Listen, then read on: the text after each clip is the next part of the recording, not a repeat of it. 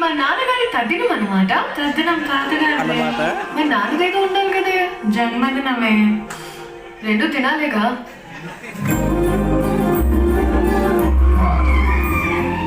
పానీగడ్ కూతురు ఫిగరే.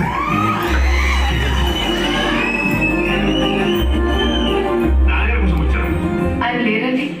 మేము ఉంటాం. మంచి బయట కూర్చోండి. ఇదిగో అమ్మాయి, అసలుగా ఎక్కడా ఉంటాం.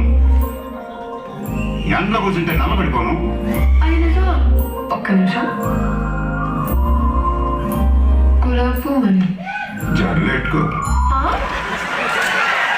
అంటే అందరు అమ్మాయితో ఇలానే మాట్లాడతావా?